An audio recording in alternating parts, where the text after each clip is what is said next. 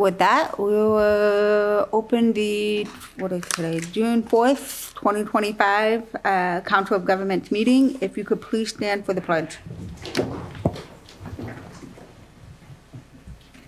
Pledge allegiance to the flag of the United States of America and to the republic for which it stands, one nation, under God, indivisible, with liberty and justice for all.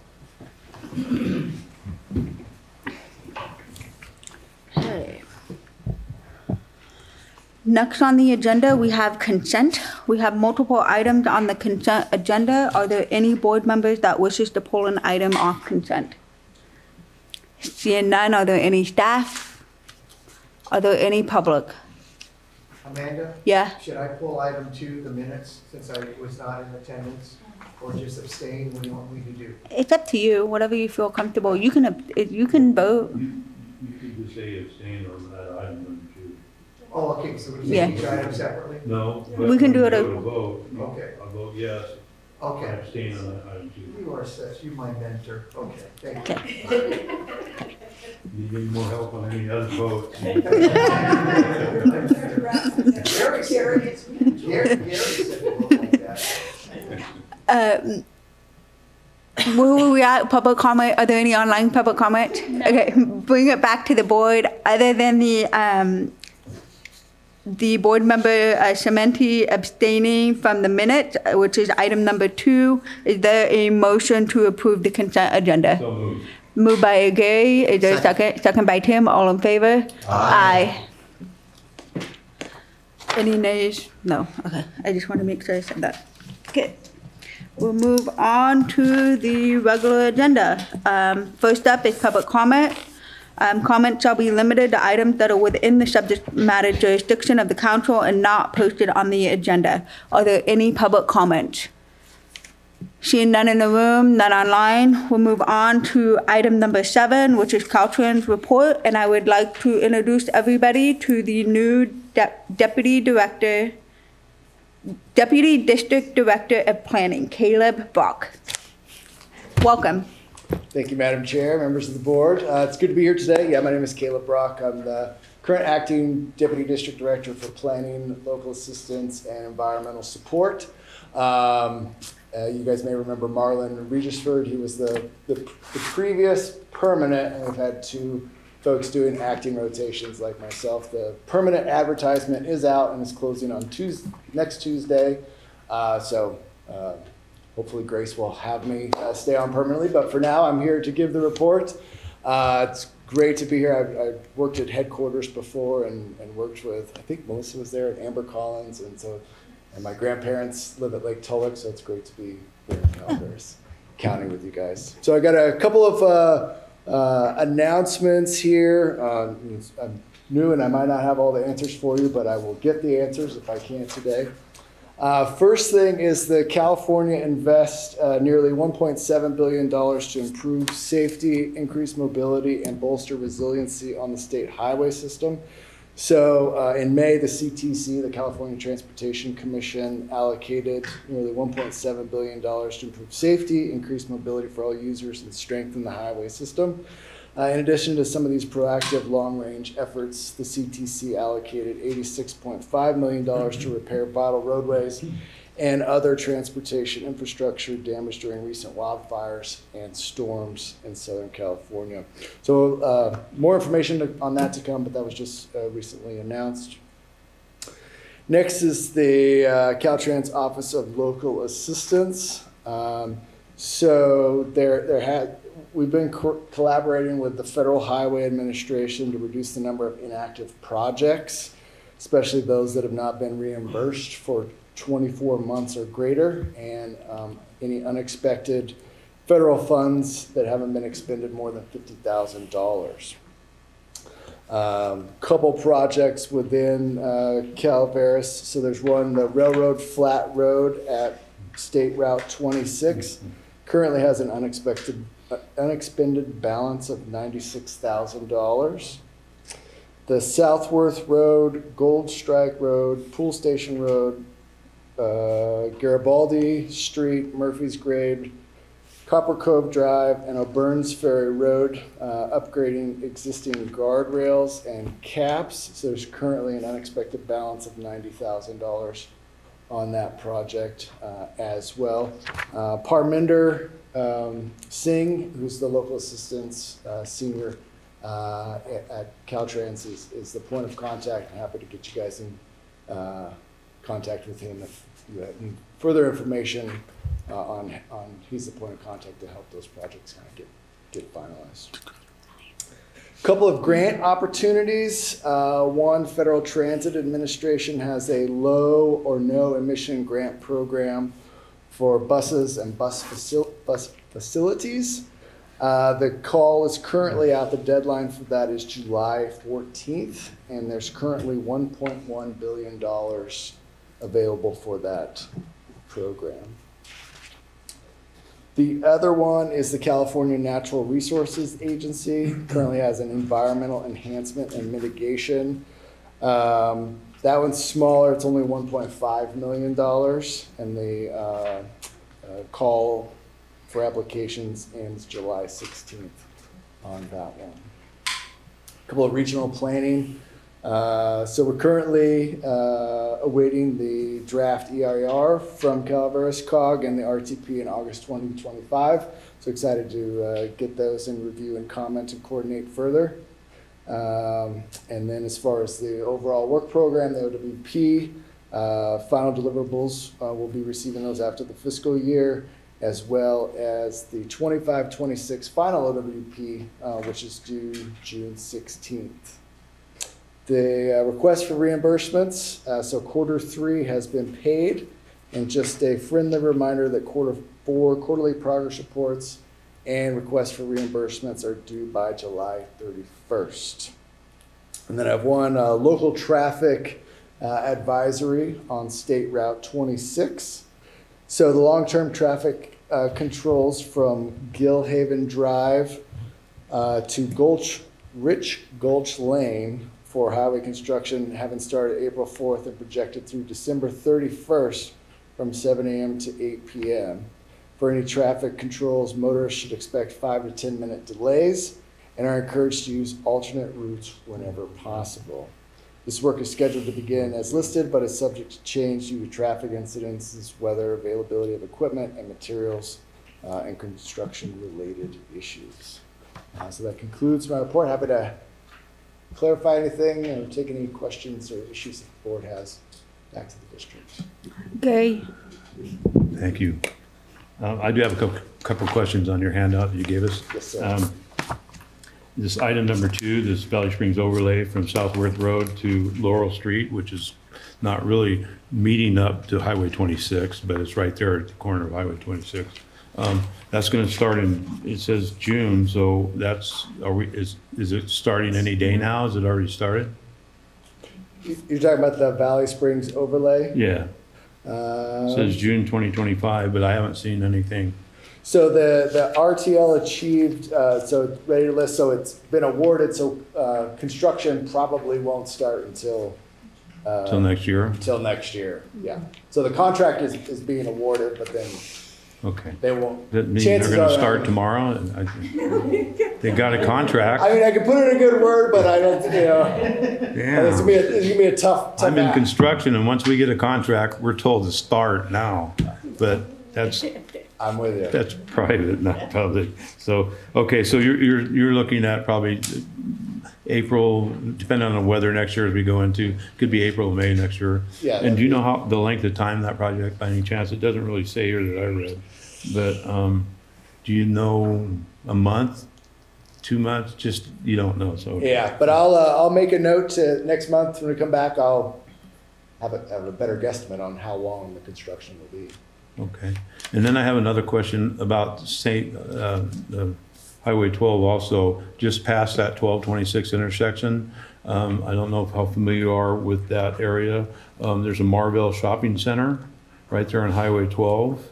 And it was brought up by Caltrans a couple years ago and a couple other times that you were looking at putting a stoplight there because of the number of accidents that happened there. Can next time we have a meeting, I know we don't have one in July, but when you come in August, or if you can email to COG, Melissa, and she can email it to me. Is that still something that is in the future? Are you still looking at doing that? I get asked every day by the public about that intersection because of the number of accidents that happen.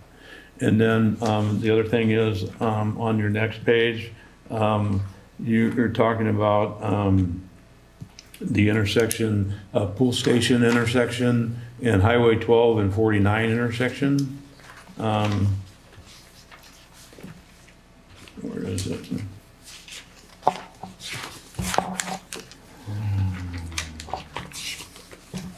Yeah, right here, intersection Highway 12 and State Route 49. We're doing a study.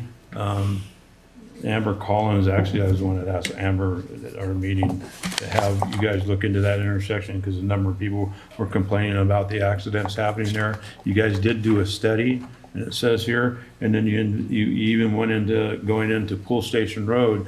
My question is, they're supposed to be scheduling one of your other items here that you have a shop project going on through town on 49, and it's all the way from Pool Station to Toyon or Mountain Ranch Road here.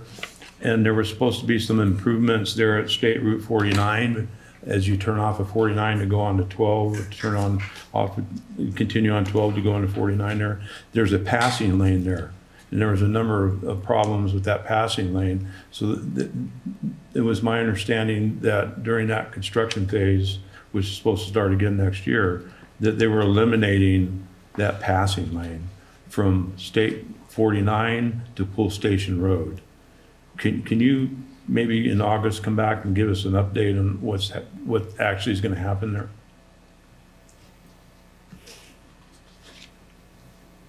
Yes. So just, you have another one? Huh? Do you have another one? Do you have another one? Is that all you? Yeah. Okay, so I'll just make sure I captured what you said. Okay. So that last one is on 49, there's a passing lane. From where 12 comes into 49. 12 to 49 49. comes downhill from Mokelumne Hill, and 12 ends right there at 49, because 49 turns to come into San Andreas.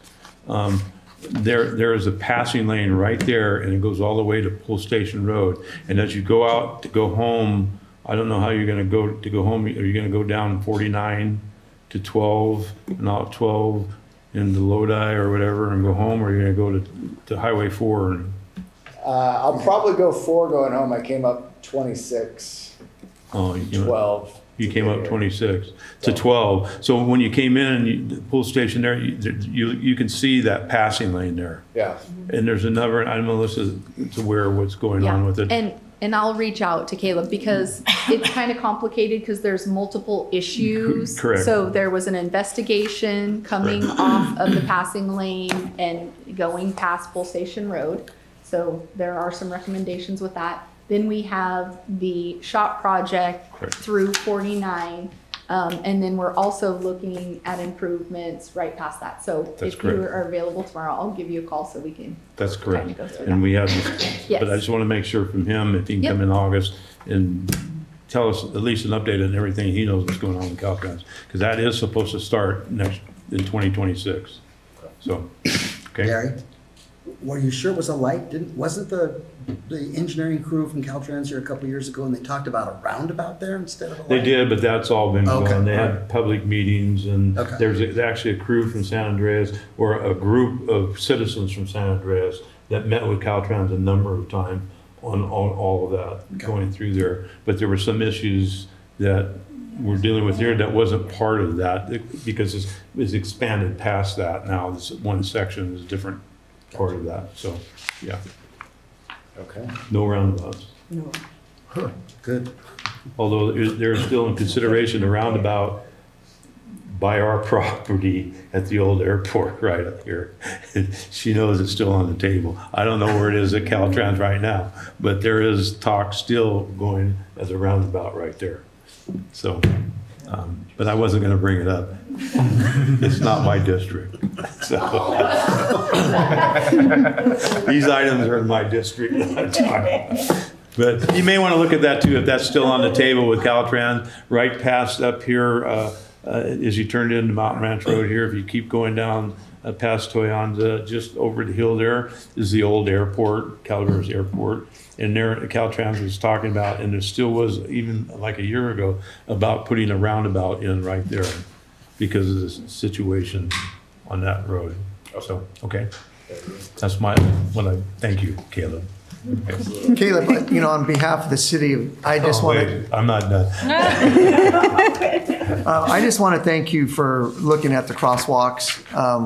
And it sounds like there's some plans to update those crosswalks. And I think it's going to be very much appreciated for the folks in the city and anyone who's visiting. It's just sometimes you take your life in your hands when you're crossing. And I talked with Melissa earlier this morning about, I'm sure that Caltrans has a standard for crosswalks, I would assume.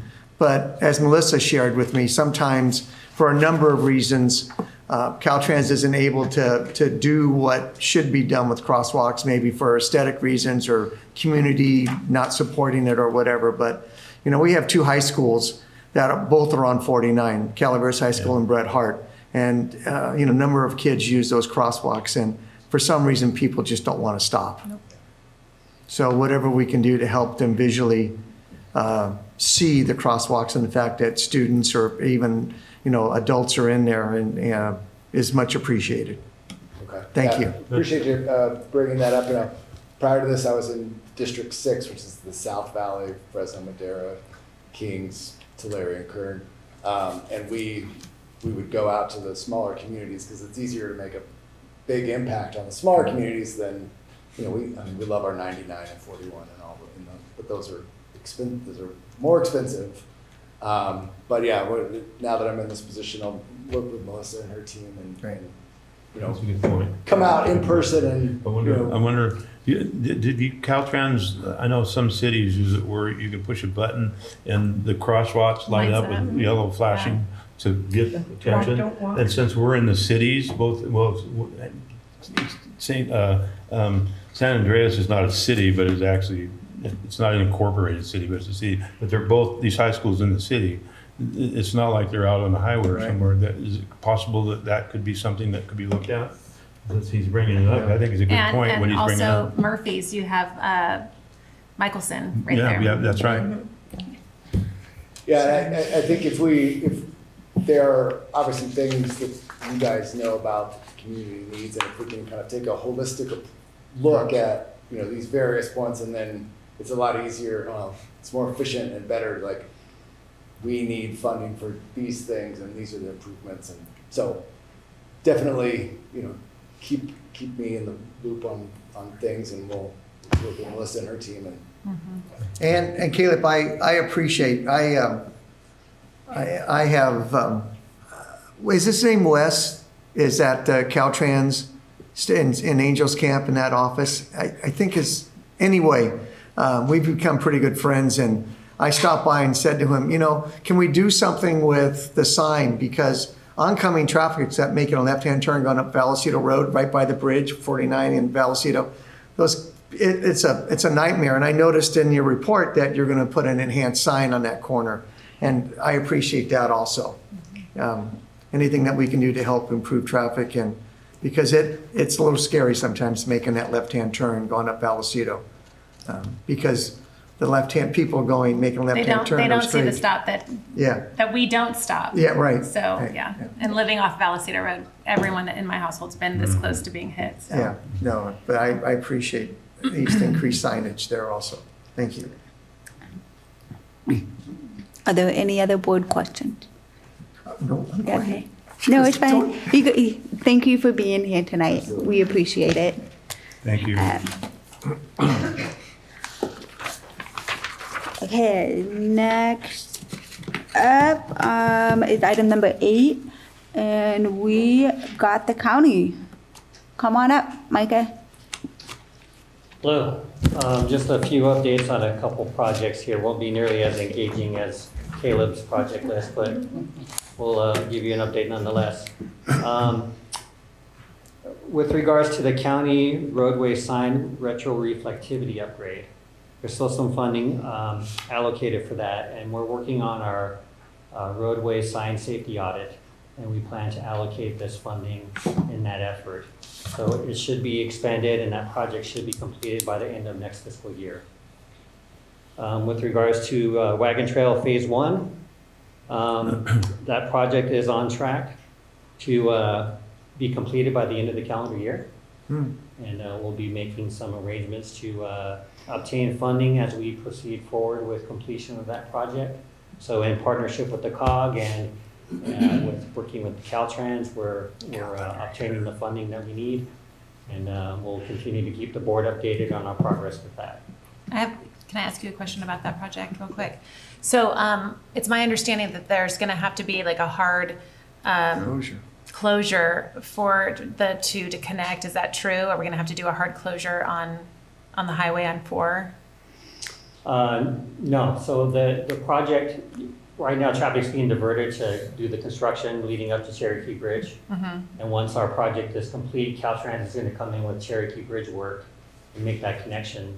And then, so the highway will to continue through to Phase 2 until Phase 2 comes in. So at no point in the construction from now to the end of the year, we're not going to have a hard closure on Highway 4 to connect the two areas that that bridge. No. Okay, good. No, that's not part of the project. There might have been a Bridge won't- even when we confusion connect to with it, Pole we Station won't- Road. The highway goes by it until Phase 2 Caltrans, Yeah. so. Yeah, that's what. There was gonna be a hard, I think it's the confusion with Pole Yeah. Station Road, Yeah. hard closure. Yeah, by Yeah. Pole Station. Yeah. At Pole At Station, there Pool was gonna be a Station hard. Road, Yeah. there was supposed to be a closure there for a week. That's what I Yeah, thought. So and that's we- why I was just following up on that was Okay. happening. When That was was that Pool happening and Station. how are we going to So Pole notify? Station, we've been able to find a way to work through that intersection without closing it. So Okay, there's been a perfect. period of time where K-rail has been up and we've set up some bypass and done some things like that. So that'll continue to be the effort there as well. So no hard closures, full closures of. Okay. of that Yeah, project. and just whether or not that's during the school year or not during the school year, because that will affect Buses. Bret Hart Right, students Right. coming up from Copper. yeah. Never mind. No, that's not gonna be in. Okay. Right. Okay, and then lastly on our list here, we have the Valley Springs Safety Improvement Project, Safe Route to School. So as previously reported, there will be some funding left over from that project. The funding amount still is left to be determined. We're wrapping up our final invoicing and balancing change order for that project. So once the dollar amounts are finally realized, we'll be able to report back as to the available funding that's left. Phase 2? Phase 2, Those funds, that's, so in partnership with the COG, we'll be they're not working on. CMAQ funds. We used all the CFAC funds. Those were the first things we used. So, and this was a grant. Yes, it was. So that's still, All right. still left to be determined. Okay, that's all I have, unless there's any questions. I'm gonna shift gears on you, and I apologize if I'm posing this to the wrong director.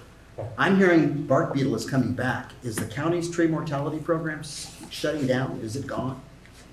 I don't think it's shutting down. Okay. Yeah. Somebody on the phone had told me that they thought it was phasing out, and that's why I'm asking. And I was Okay. stunned to hear that the bark beetle's coming back, but, Right, right, and PG&E's policy now is they won't remove the logs. right. So the homeowner's gonna get stuck with them, so. Yeah, no, that program's still in effect. I think it's just kind of been idle. But there's still a mechanism in place with that program to continue to do stuff with. Awesome. that comes Thank up. you. Yeah. Okay. Anything else? No, thank you, Micah. Okay. Any other Thank you, comment? Micah. Okay. And then we have Pam here today from the city. Welcome, From the Pam. city. Welcome. Madam Chair, Mr. Vice Chair, and esteemed board members, we have 3 projects that we would like to give an update on. So recently, just wanted to start with this. We've basically had recently replaced our city engineer. We've had an RFP process, and we have selected a new engineer, which we hope would get us going a lot quicker when it comes to our CIPs. So we're looking forward to that continued relationship with them. when it comes to the Angels Creek Bike and Pedestrian Network, recently, and I'd like to thank Executive Director Raggio and staff for their guidance and their help. We were working to have our $224,000 reimbursed, and we were able to do that. We do have leftover money, about 10 grand of CMAQ money. So, but at least for the most part, we were able to claim all of those. And the project is still ongoing. We would like to switch engineers for that one. So hopefully we would be sticking with 2028 or hopefully sooner, depending on the conversation that we have with the new engineers. As to the collector road striping and sign replacement and the routine maintenance, we are touching base with the new engineer who's more abreast with this process, and we will provide a much clearer report. So right now, what you see right now is what we have at this point in time. Also present is City Planner Augustine. She's online. So if Amy would like to share a few things to add. Amy? Yes, only that we, I believe, have finished on our Angels Creek Trail, the hydraulic study, which will start closing out our environmental on that. And as we transition to Lumos, who has been a sub to Dewberry, we anticipate that the transition will be pretty seamless on that. But we think we're going forward pretty good on that. We have looked at also breaking it into a phase 1 and a phase 2, as we described previously. We can expedite the portion of the project that goes from Greenhorn Creek to State Route 49, whereas the section that goes from State Route 49 to Stelty and Kurt Drive, that one is going to take a little longer simply because of the environmental aspects of that project. But it is moving along pretty good. And just since I have the microphone, and I'd love to bring this up, just a reminder that the Boundary Lane project decertification is going before the California Transportation Commission on August 14th and 15th.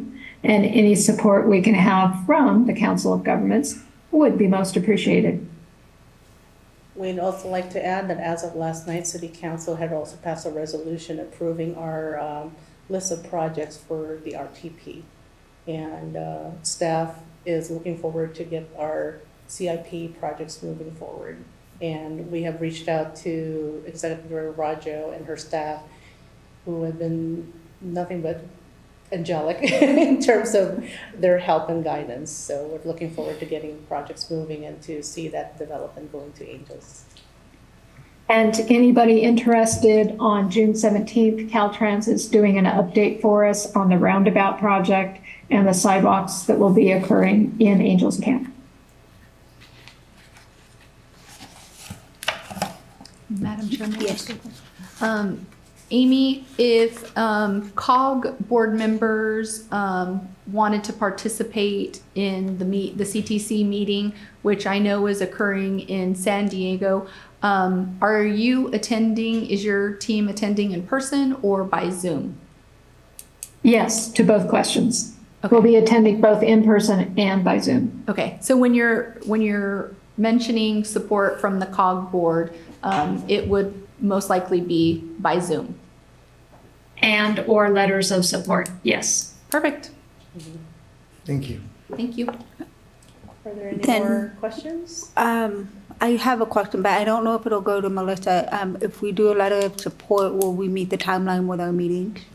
Well, as long as the board, supports me supporting the city, I can make sure that we have a letter of support. Okay, yeah, Thank you. thank you. Thank you. Okay, and then the second question, you mentioned that there was 10,000 left. Is that the 2027 programming, or what? How this does that is- work? How did that leftover funding? Can you break it down, please? You may remember, I'm not sure if the rest of the council would remember, but in 2015, Oh, 15. we Okay. split the funding that we had on Angels Creek Trails. We Yes. split it into two different projects. This is the 707. That was the first phase for environmental. So I'm not able to take that 10,000 and transfer it to another CMAQ project. It was 10-year-old CMAQ, so that CMAQ is gone. So it's going back to the state then? Yep. Yeah. Okay. And so this Unless is Caleb what, can help. yeah.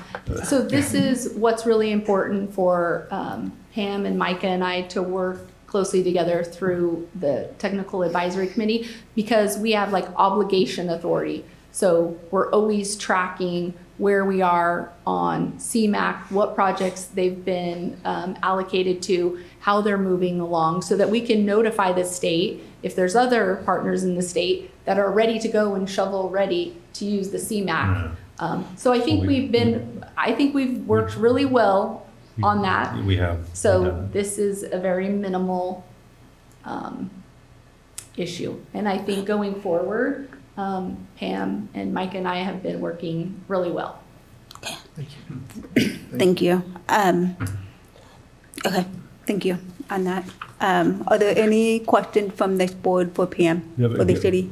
Go ahead, Jim. No, I don't. Given that fact, and that money will be going back to state, but the CMAQ money from the Valley Springs Elementary School, the timeline, I think we were very close on that too. But maybe we should look at other projects that we could loan that money to other counties like we've done in the past, and then be able to, when we have a project, have them repay us. Yep, we're really good. We don't have any apportionments in fiscal years that we haven't allocated to a project. So Even this extra money that's coming back?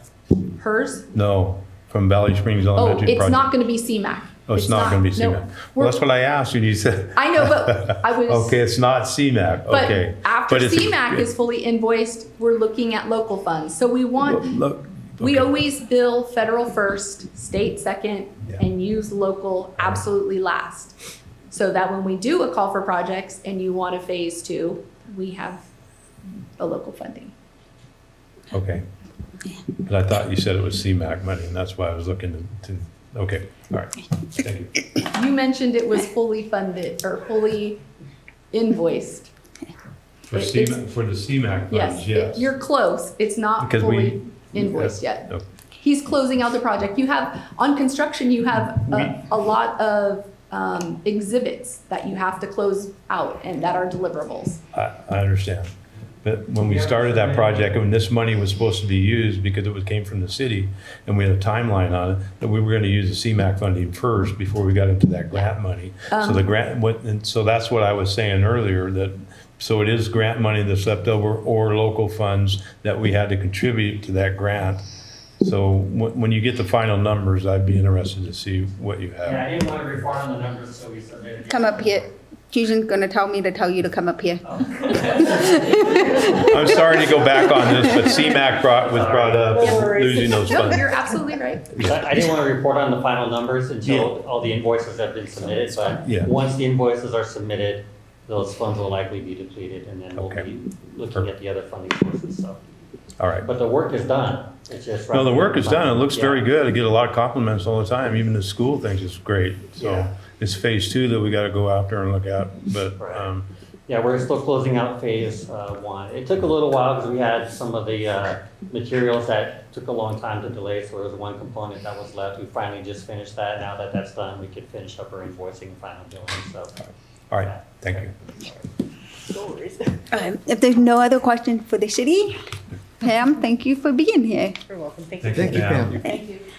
I didn't want them to be standing up here. Before I move on to item number 10, I'm gonna also segue. I just didn't want that. We're moving on to 9. Yeah, so for item 9, I think I've said it, or Melissa and COG staff, they're probably shaking their head at me right now, but for the last couple of years, I've said it over and over again. And this is not to reflect on staff, I'm talking to the electeds.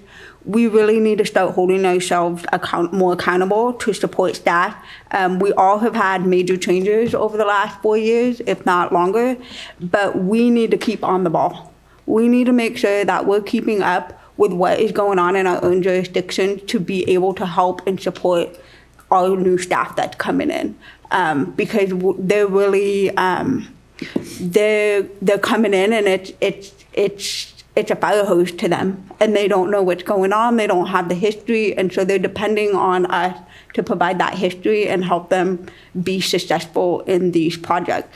And even though $10,000 is minimal, this is a prime example of why we all need to start really paying attention and step up to the plate to help our staff to make sure that we are ensuring we meet these obligations.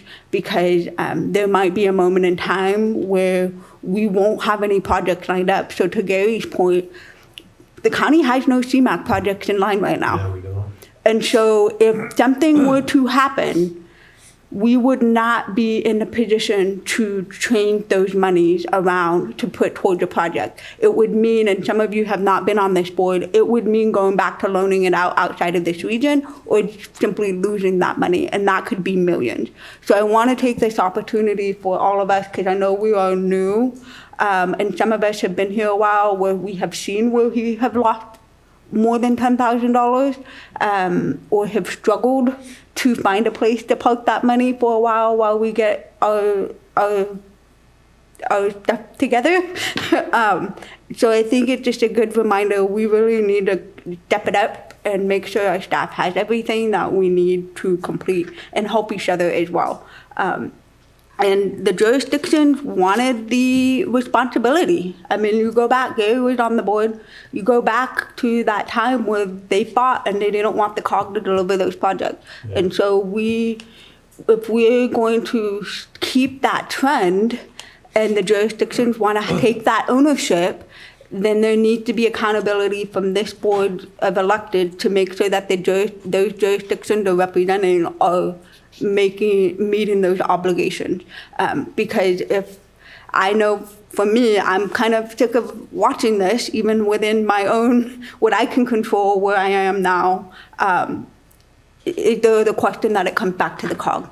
And it's a very real question, but we need to give the opportunity for our new staff to be successful and make sure that we're stepping up and doing what they need from us to do their job. So I just wanted to take that, because I've said it over and over, and I don't think it's being heard.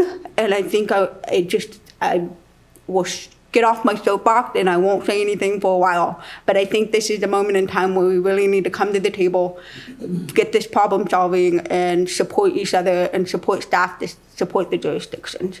So I'm done with my soapbox. Anyways, any other on this particular topic? Nope. Okay, staff is looking at me to move on. So I will move on to the next agenda item, which is item number 10. 9. Which is the minute order approving amendment number 2 to the executive director's employment contract. I'm okay moving to 10.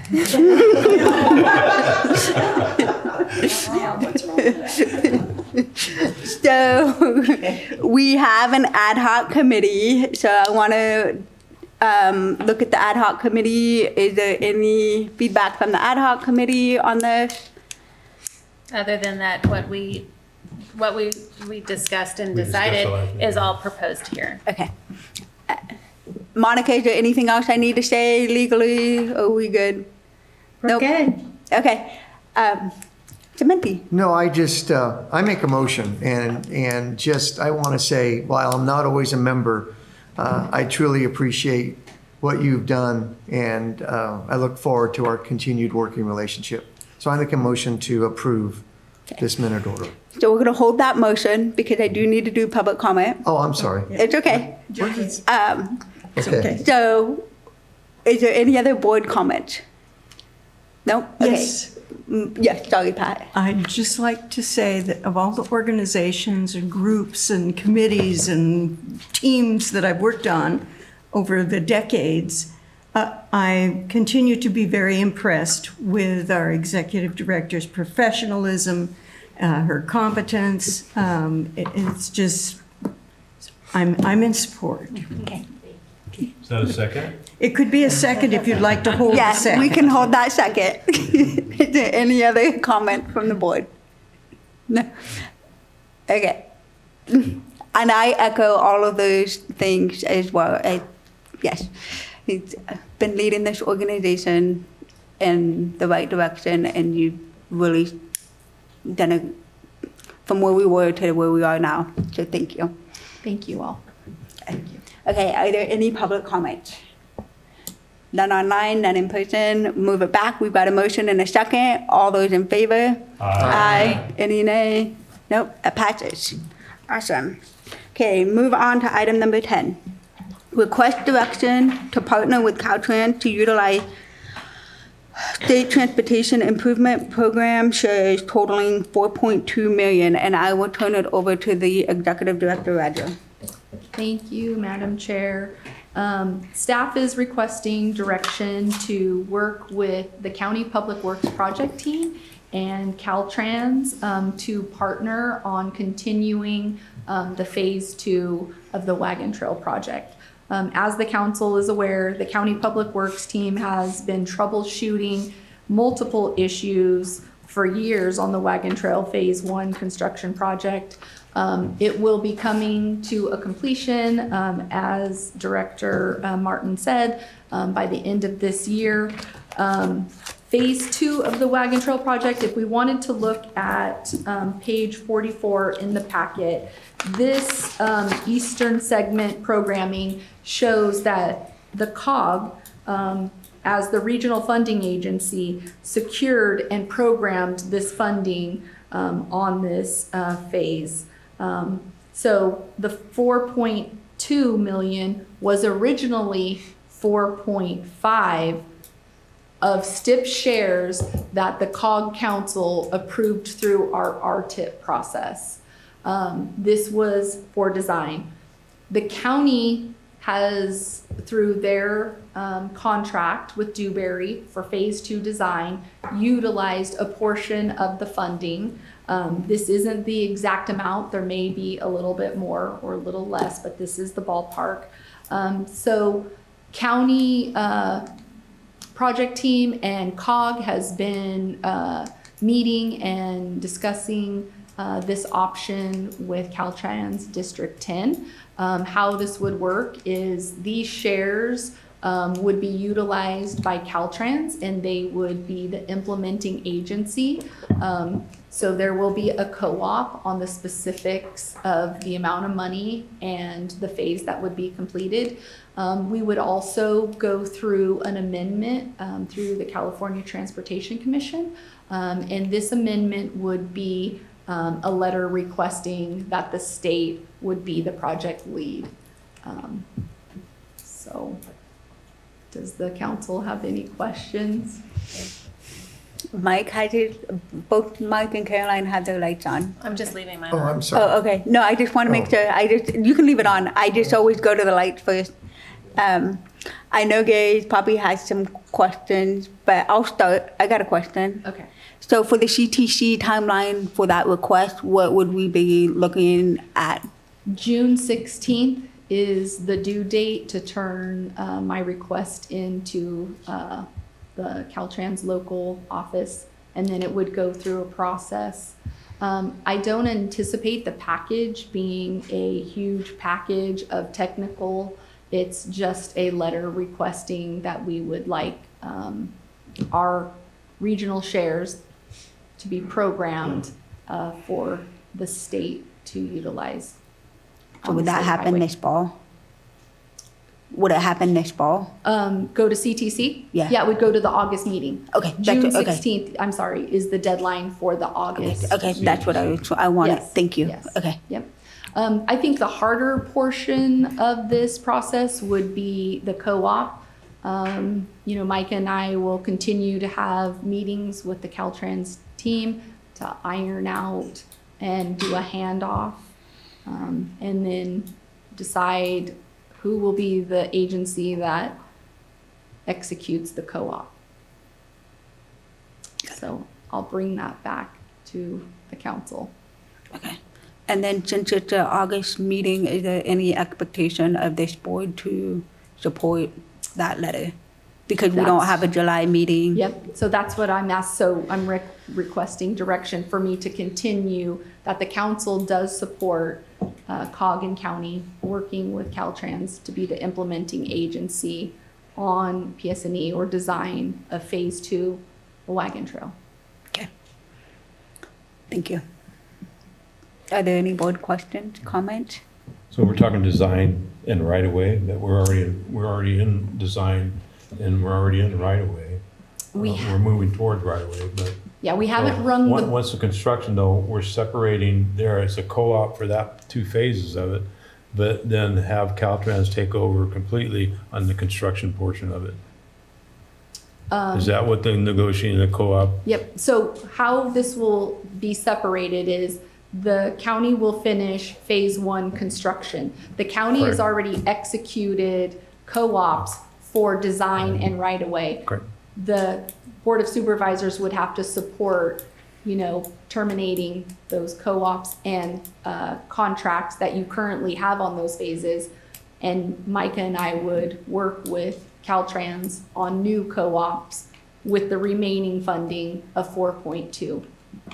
And then we Okay. would bring All right. them back to the respective Yeah. jurisdictions that have the authority to execute those. Okay. Any other questions from the board?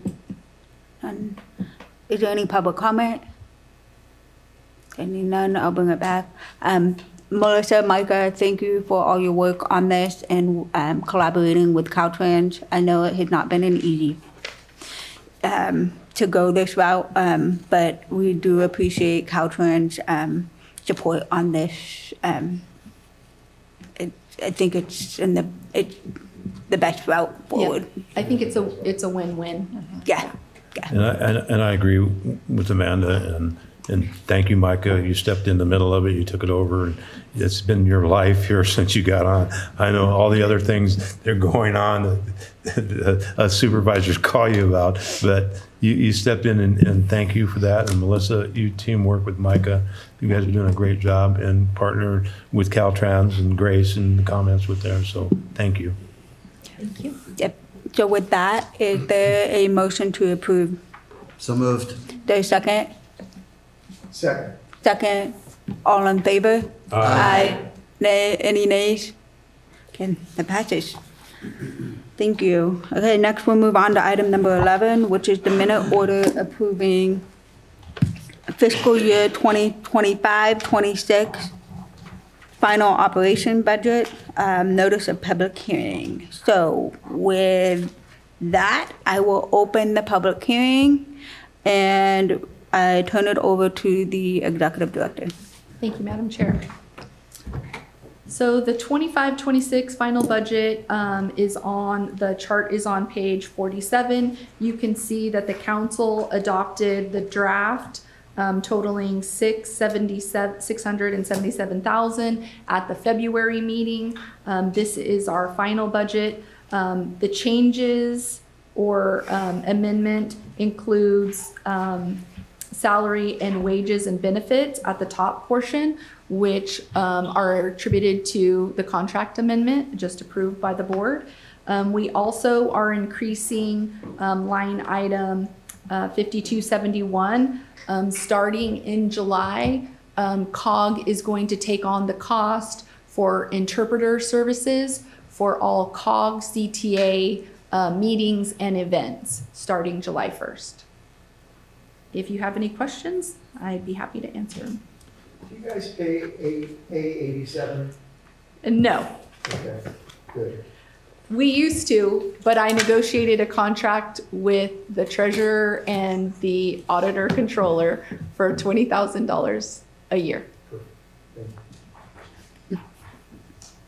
There any questions from the board? Okay, is there any public comment? Oh, you got something, Gay? No? Okay, is there any public comment? Okay. Well, if we didn't adopt item number 9, then this 15,000. Okay, I just want to make sure that we're. You're absolutely right. Okay. Okay, since there is no more public comment, and I'm looking at internet online, I will close the public hearing. And then is there a motion to move item number 11? So moved. Moved by Caroline, is there a second? Second. Second by Tim, all in favor? Aye. Any nays? That moves.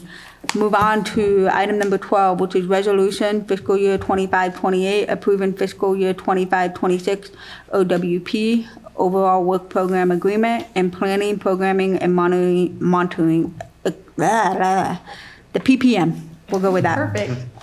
With that, I'll move it over to the executive director. Thank you, Madam Chair. The council approved the draft overall work program in February. That was submitted to Caltrans for comments. We received a comment letter back, and we have incorporated their comments into the final. The draft, the difference between the draft and the final totals $110,000. A majority of that increase is on work element number 12, which is our short-range transit plan. I think I handed out a copy that shows you the draft to the final. So the draft, we, had a placeholder of $30,000 to complete the short-range transit plan. After we put out an RFP, we received proposals. We chose, the scoring committee chose LSC, thank you. And we negotiated this budget. So we're increasing this line item. This is a required plan. It'll be due to Caltrans by October of this year. No, sorry, that's RTP. RTP. So next year? Yeah. Sorry. Okay. I just want to thank you for doing this. Yeah, it makes it easier, huh? Yeah. Yep. Yeah. Okay, so I'll start on work element 1. You see contracts 135, that increase. We later in this agenda packet, hopefully we'll be awarding a contract for branding and website. So with our new facility, I'm hoping we'll have a nice clean branding logo for COG, and we'll update our website. Those costs have been included in work element number 1. On work element number 5, planning and programming, as I mentioned, we're going to be going through the development of our regional transportation, regional transportation improvement program, RTIP, is due to Caltrans in December. So work element 5, we increased by $10,000. Yeah. Let's see, short range transit plan. As the council is aware, we haven't closed or done our year-end reconciliation. So these are built on estimates. Once we close year-end, we'll bring back the OWP amendment number 1, which you'll see all the carryover at the top. It'll be identified by funding source. So we'll have carryover balances and we'll have actuals by work element. If you have any questions, I'd be happy to answer them. Any questions? Okay. Okay. There's no question from the board. Is there any public comment on this item? Seeing none, bring it back to the board. Is there a motion for this resolution? I'll move it. Moved by Gary, is there a second? I'll second it. Second by Powell, all in favor? Aye. Any nays? Okay. Move on to item number 13, which is approving resolutions identifying reserve balances. I will turn it back over to the executive director. Thank you, Madam Chair. Through multiple, annual audits, it was one of the recommendations, because we had been allocating funding to multiple reserves in different funds, that I bring an item before the council annually to identify what those reserve balances are. So this is the item. I'm identifying that we have $132,647 in our RSTP fund. And if you remember at our last meeting, I recommended rescinding our reserve in the OWP operating fund of $303,000 to return to the RSTP fund for project delivery. So I'm identifying a new OWP general fund reserve of $200,000 that will be utilizing LTF from fiscal year 25-26. If you have any questions, I would be happy to answer them. Are there any questions from the board? Seeing none, is there any public comment? No public comment, bring it back to the board. Is there a motion to approve item number 13? So moved. Moved by Tim, is there a second? Second. Second by Gary, all in favor? Aye. Any opposed? So passage. Okay, item number 14, minute order approving the award of professional service contract for the annual financial audit for fiscal year 24-25, 25-26, 26-27, and 27-28 with Richardson and Company LLP. I'll turn it back over to the executive director. Thank you, Madam Chair. RTPAs and MPOs are required under the Transportation Development Act to have or conduct an annual fiscal compliance audit. We had completed our previous contract, so staff put out an RFP on March 3rd, requesting requests for proposals. We received 2 proposals. Our scoring committee was the county auditor controller staff member, myself, and the admin services officer, and Richardson and Company was the highest scoring firm. If you have any questions, I'd be happy to answer them. 30 grand a year for 5 years, huh? Yep. Goes up 358 here except for one, and so it's from 29.6 to 32,000. Yeah. And it depends, because if there's no streets and roads allocations to city and county, I think those cost about $2,500 each. And then it depends on other funds. Is it SB 125 funds? Yeah. So the new funding that we received for the transit facility, COG is required to manage that fund, so then it has to be audited. Okay. Any questions from? I think we were only paying 25 before, weren't we? Wasn't that the last contract? It was 20. It was around 29.6. I thought it was a little bit more. Well, maybe it started at 25. Yeah. Yep. Okay. All right. That's all I have. Okay. Any other question from the board? Okay, any public comment? Seeing none, we'll bring it back for item number 14. Is there a motion to approve? So moved. Moved by Tim, is there a second? By Pat, all in favor? Aye. Any opposed? Yeah, move on. Item number 15, minute order approving the award of professional service agreement. How do you even say that? Planetaria Media for branding and website development services for Calaveras Council of Governments. Back over, Ann. My turn. Good evening, board. This project is a logo rebranding and complete website redesign. The COG's current logo and website were last developed over a decade ago. The logo in 2003, the website in 2013. And public expectations for digital access and communication have evolved, including the evolution of devices and platforms in which they view our information. The project will focus on 4 major areas: logo and rebranding. The consultant will provide presentation of options to the board once those have been developed. Website redesign, the consultant will also present the draft or beta version of that website to the board for feedback. They will be incorporating accessibility and compliance measures to bring us up to date with the web content accessibility guidelines. And then we'll be looking at user experience of our website, including navigation, searchability, and mobile compatibility. We issued a request for proposals on March 18th, and we received 60 proposals by April 25th deadline. After a thorough evaluation, staff recommends awarding the contract to Planetaria Media. If approved, the consultant will begin their work this month, and then we anticipate between 6 to 8 months of a project timeline. I'm happy to answer any questions. So, I'm sorry. No, go ahead. Hopefully on the design of the logo, the board has some input on it. Yep. It comes to the board for our input, what we like. Okay.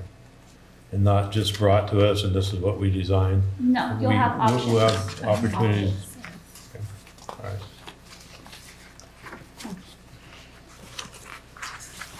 I was just looking at the old logo. And I don't know what it is. Is it a mountain? Well, is it a it's from Dorrington. I tree? think. A tree and a mountain? I don't know. Okay. See, That's not his district. so I know what we're not gonna have is like wagon trail park.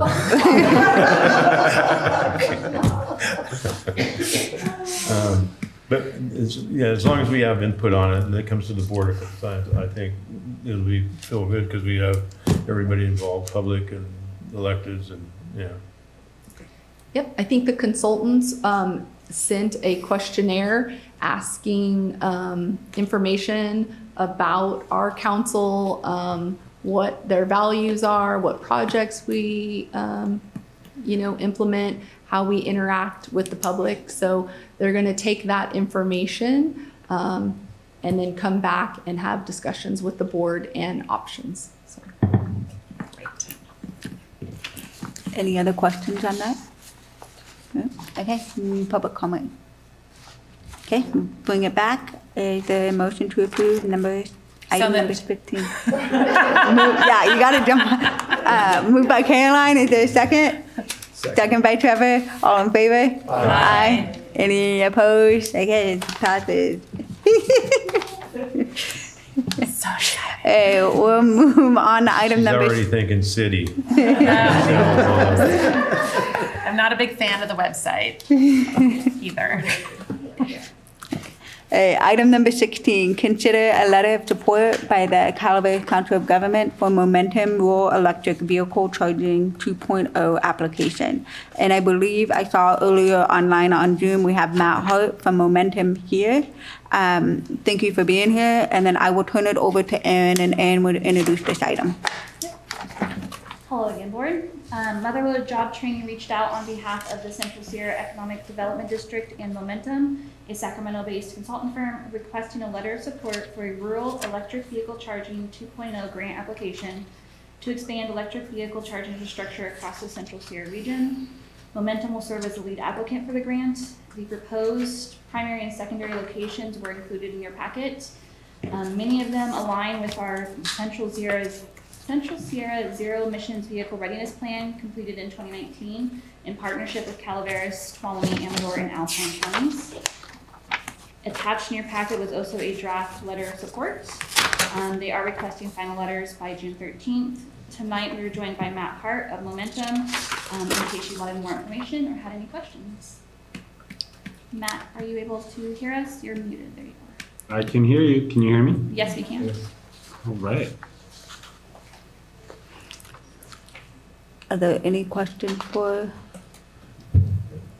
Or do you want, Matt, what, do you want to talk about it, Matt? Sorry, No problem. I'm happy to at least say a few more additional words. Matt Hart, CEO here at Momentum, as mentioned, based out of Sacramento. We're an organization that supports others in advancing new technologies, particularly how to leverage public funding to do so. This is a California Energy Commission grant. I think we may have missed that in the intro. Again, rural electric vehicle charging. It's 2.0 because it's the second round of this solicitation, which is all about the California Energy Commission supporting EV charging and novel deployments of charging infrastructure in rural regions that are often underserved with this type of infrastructure. thank you. Thank you for that, Gay. Yeah, I have a couple questions. I'm looking at your map, which is your primary areas where you're going to put it here in Calaveras County. And you got one in McCollum Hill, one in San Andreas, one in Angels Camp, and one in Dorrington. Is there any reason why, and how did you get to those sites? How did you determine those are the best sites to put these charging stations at? Great question. So when we first saw this opportunity come out, we reached out to some of our connections. And as an organization, we've worked in the Central Sierras mostly through more of the biomass programs. So reached out through some of those connections and got connected with Alex and Sophia at the Central Sierra Economic Development District. So when we talked to them about the grant, it seemed like it was in alignment with some of their goals and objectives. And we worked with their team as they identified locations that they thought would be a good fit that aligned with the community in the region. From that, we looked at some of the PG&E maps to see where capacity might exist as we look at what some of the primary sites might be. So Momentum didn't choose the sites. We were working with the Central Sierra Development District to identify sites that they thought would be a good fit. The only input I would say on that would be Valley Springs, That's. because that's where I was- that's an area that doesn't have a charging station at all. That's where I was headed. Thank Yeah. you, Carolyn. Yeah. How did we get to these other places up the hill and everywhere else? Even the secondary ones, you're leaving Valley Springs completely out. There's a huge amount of people that live in that area compared to Or the county. travel through there. Or travel through there to get to places. Caleb probably went right through 26. He had to go right through Valley Springs area and around Calaveras. But neither primary or secondary is even on there. So I'm not sure how this got to where it is. It's definitely it's like a zone that is definitely needed. I'm an EV driver myself. I go through Valley Springs all the time to go to the airport or do whatever. It's definitely one of those spots that I go, oh gosh, I wish Valley Springs had a charging station. That's why I brought it up. Thank you, because that's where I was headed. Yeah. I said, Because it makes wanted to sense. go around- Copperopolis I wanted to has go around there before I got to the- Copperopolis has superchargers. Arnold has They do. superchargers. So, and what is the charging station? Is this like what's the level of charging on these? is it like Yeah, 1 hour? and I use two items here. One, we have these initial sites here. These are not sites that will be locked in stone with the application. So we are happy to work with any of the local folks who have an interest in charging to evaluate if their site might be a good fit. So happy to add more, and I'm glad to hear that there's more spaces and more locations that you're identifying as a priority site. So happy to include and work with the team to see where there might be a good site in Valley Springs. The funding offers dollars for both L2 charging, which is more on the long-term overnight charging, and also DC fast charging. There are some requirements for DC fast chargings that each port must be able to offer 180 kilowatts of simultaneous power. So even if one cabinet has two ports, it has to be a 360 kilowatt charger to be able to offer 180 on each side. So there's a few chargers that are excluded that are smaller, kind of in between the range. This program can't fund those. It wasn't our choice. It was the Energy Commission's choice to do that. So we're looking at those either fast chargers or level 2 chargers. And we will be working with the site hosts to figure out what's the best fit for what they need. We don't particularly, Momentum, we don't care which one is which. We just want the one that's best for the location. I have one other question. These charging stations, are they fee? You have to pay a fee for them? Yes, they're When intended you to be. pull in and you commercial. charge your vehicle, there's a meter on it, much like, so whatever. Yep. Okay. And that money pays for the electricity, the charging? Where does the money go? Who collects it? Who distributes it? What's the function? So the money is coming from the California Energy Commission. This grant is structured as a cost reimbursement grant. So and this is mostly going to be for construction costs. So as construction costs are incurred, we can invoice a certain portion of that to the Energy Commission and they'll reimburse it. Private funding will come through the technology developer, which we haven't selected yet, to make sure that site gets built out because they're the ones who will be owning and operating the site for the most part. I have a question. So the grant is going to pay for complete installation, even upgrades for power for PG&E? But the location of a charger and the available power isn't enough, is it going to cover the cost of upgrading the transformers on the poles, et cetera, in order to power these, or? We've looked at sites that currently show that they have load capacity for the amount of chargers, so hopefully we won't need too many site upgrades. There are several utility programs that PG&E offers where PG&E will pay for all of the work to get it from the current line up to the meter at the location. So PG&E typically foots those bills. for charging stations. And then the funding that we would be looking for would be after the meter for all the work that has to be on site to connect the chargers to the meter. Yeah, I don't think Dorrington, you're gonna do it. Dorrington definitely needs a charger. Huh? Well, they've Dorrington got- definitely needs a charger. It does, but did the power upgrade? I because don't of know what the those poles? electricity capacities would be. I don't know. I mean, that's for them to figure out. There's a lot That's of for them. weekenders. We that don't need to drive worry about EVs it. But I that am- cabins in Dorrington. No, but that was to Mike's question. Oh, okay. Yeah. I am excited about Markleyville and Ham Station. Those are great. Markleyville's on the other side. Love it. That's almost Nevada. Exactly. When you're going over the pass with an EV, it's pretty nice to have an option in Markleyville. So.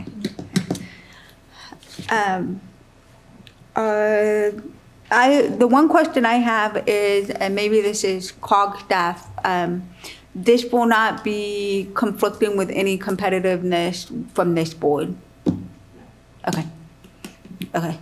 And the reason why I asked that is because I noticed Downtown Angels and Utica Park. And I know that had been some of the discussion, especially at Natchez Station, not Natchez, but Napa, at the old Napa location. And so I just want to make sure there wasn't, we're not competing against each other, I guess. Chasing the same dollar. Okay. Are there any other questions from this board? Gary, no? I do, and it's kind of along these lines. I was waiting for this to come up because I saw the maps earlier and was looking at them. And then we had a conversation and you went off. Not having a CMAQ project.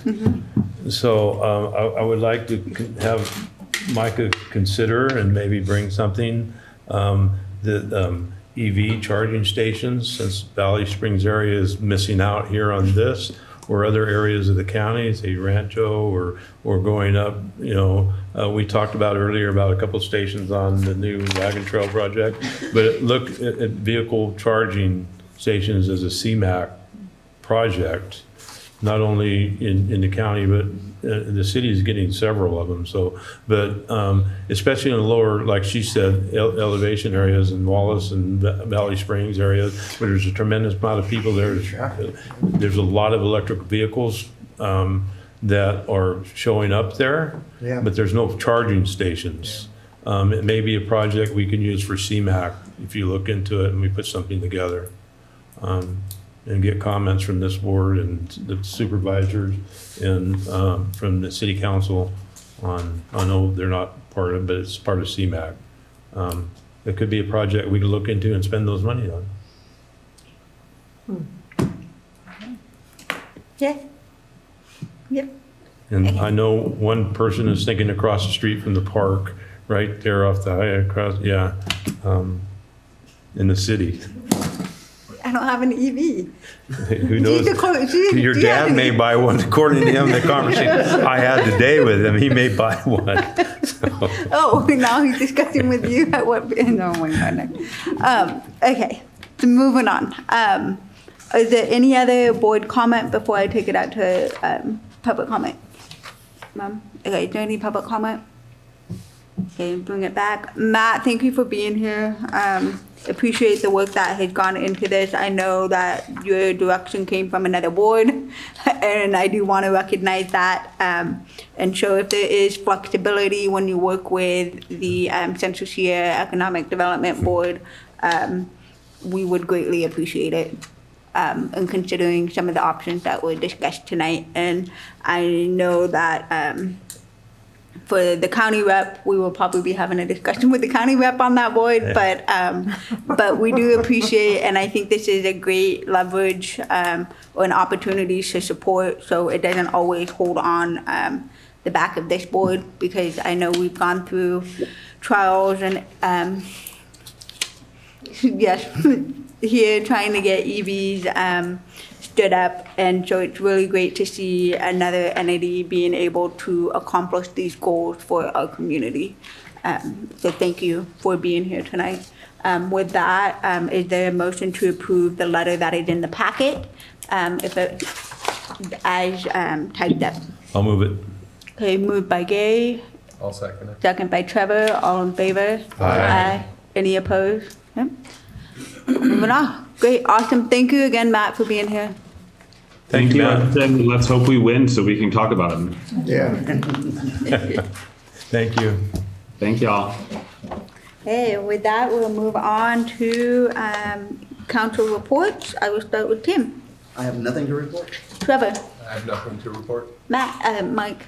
I think Matt, I look Matt. Park opening? Mike. Yes, go ahead. We had the grand opening of the park on May 31st at 10 a.m. and it was very hot. But it was great. I agree. Do you have anything else? No, I'm going to defer to you. Okay. Pat? Nothing to report this time. Gay? Nothing to report. No. He's ready. I do want to say, like, both Pam and I just came off of a tour of the Utica Water and Power Authority with CCWD and UPUD with Senator Padilla and Senator Schiff's offices. And that's where we were today. So that was very good. Awesome. And for the Utica Park opening, Mike was an amazing MC that day. Oh, thank you. That's right. You were there too. And you were great. Yeah. Thank you. Thanks. Mr. Mayor. I tell you, jack of all trades and master of. Okay, we'll move on to staff reports. Nothing? Okay. We will move on and adjourn this moved. meeting. Our next meeting will be August 6th, right here in this room at 5:30. So a reminder, we do not have a July meeting. For those of you that are new, we don't have meetings in July Or January. or January. So, okay, we'll move. Erin, you need a minute? Okay, we'll move on. Thank you, Micah. Thank you, Micah. Thank you, Michael. We will move on to Calaveras Connect. Thank you, Caleb. Thank you, Caleb. Thank you. Thank you. Okay, Okay. drive safe going home. Sorry, excuse me. We'll move on to consent. I believe we have a number of items on consent. I don't see any, we do have minutes. So Mike, would you like to do the same thing? Yes, please. Okay. So is there any comment from the board on consent? Seeing none, any public comment? Moving it back to consent, is there a motion with Mike abstaining from item number 2? So moved. Move, second? I'll second it. Second by Trevor, all in favor? Aye. Any opposed? Seeing none, we'll move on to regular agenda. We've got public comment. Comments shall be limited to items that are within the subject matter jurisdiction of the council and not on the posted agenda. Are there any public comments? Seeing none in the room, none online, we'll move on to item number 8, which is the new transit facility phase update, and I'll move it to the executive director. She's supposed to pass out those now. Yes. Yay. Yay! Thank you, Madam Chair. I also think, Erin, okay, good. So we also have it up on the screen. I'm gonna start with my staff report on page 6, because the way I did the outline is with the tasks from the contract and the schedule. So I started there, and we're currently on schedule and we're currently on budget. So task order 1, of course, ongoing project management. Task 2, the planning department review and draft reports. This step was the project team meeting with county departments. We had the building department, the planning department, environmental department, Caltrans, and our team did a presentation on our project, and this was their opportunity to ask us any questions. There is no zoning that needs to be changed or updated, so this is a straight building department permit. So the building department in coordination with their other department, submitted a letter of comments. So that's the next line of, when you see it say environmental review and neg deck completed, we've completed the document and report, but we haven't submitted our application package back to the county yet. So we're at the phase of getting all of this together, and we'll be submitting it to the county for our permit. I just wanted to go through, prepared with the county, our application with the San Andreas Sanitary District. You'll see that in another item in this agenda. But we have turned in our applications to the Calaveras, is it utility? Public Utility District. That is our agency for water. We've turned in an application for 2 1-inch hookups. One specific hookup will be for the maintenance yard and wash bay, and then the other hookup will be for the offices of the COG and the contracted staff. In the way of fire mitigation, we were looking at new infrastructure, but we've been working with the district, and we're going to mitigate the fire issues with a water holding tank on site. Okay. That will be cheaper than putting in all of the infrastructure across that field. So we don't have the specific size or what that would look like. I'm hoping through the ad hoc committee, we'll look at multiple options, and then I will narrow those options down to 3 to bring to the full council. So we'll be seeing that in the future. We've also submitted our application to the sanitary district. You'll see that item. We've made an initial deposit with our application of $2,000. So they're asking for an additional $3,000 to make the total deposit $5,000. This will be for costs covered in reviewing, legal review, technical review through the process of our application. We've started communicating with PG&E, currently right-of-way with access to Airport Road. We have a draft easement submitted to the property owner. We've been working with agencies or companies on a metal building.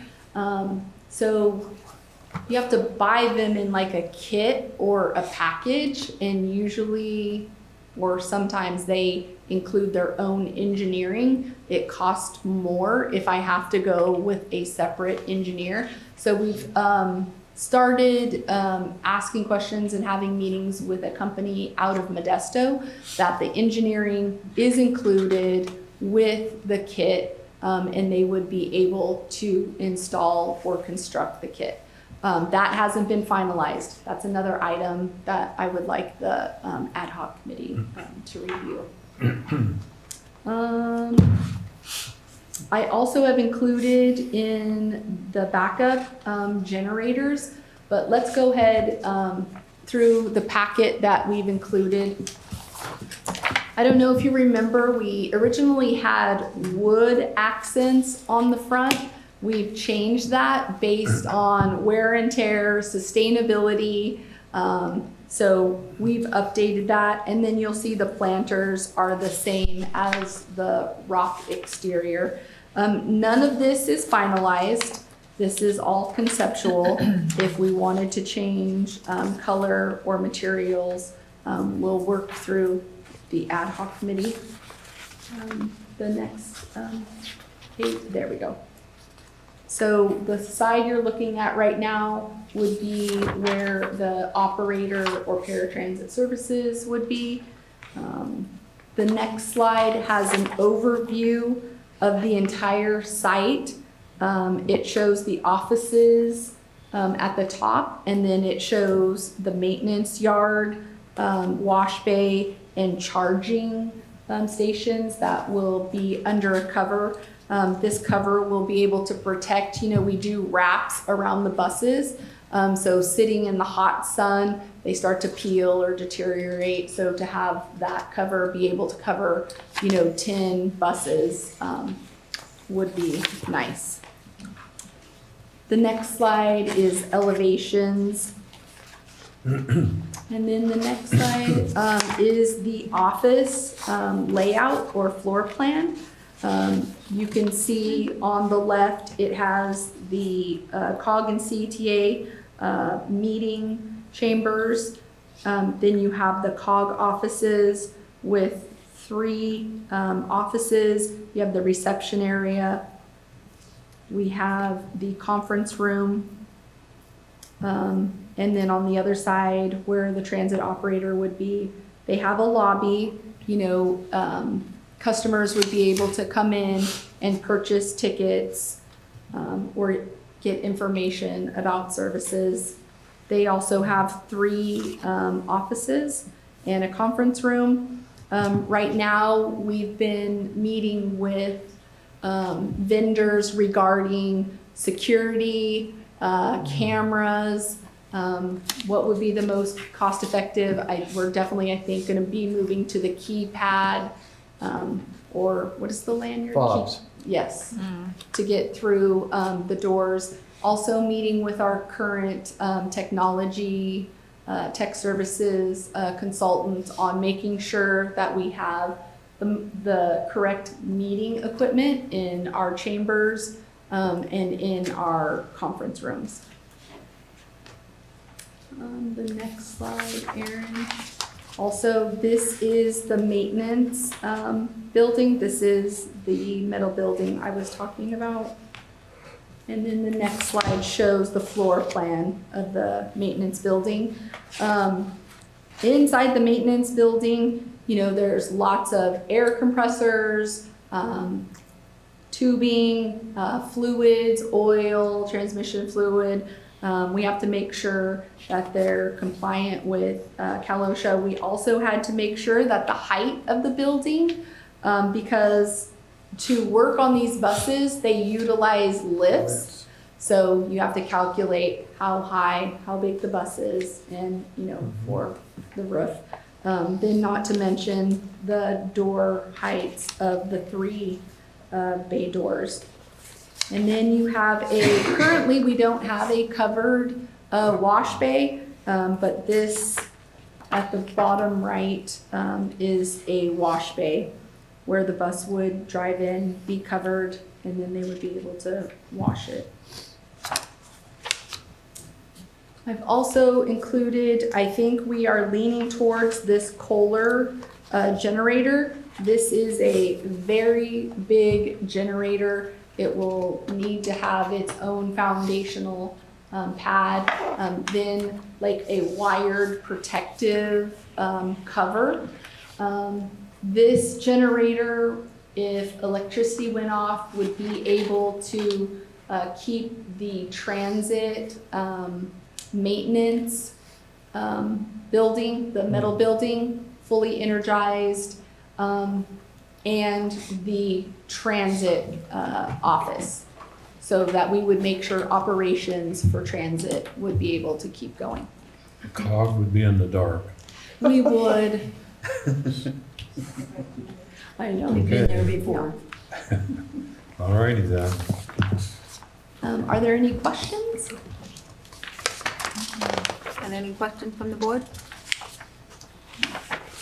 You might want to look at, and I guess the ad hoc committee, whoever that may be, look at another smaller generator on the other side Okay. for the COG building. Like a in case the Generac? power goes out and we're having a COG meeting in there. It's gone out before when we had a COG meeting. We all ran down the hall, remember? Oh, that's right. Yeah, and then came back. And then we get back.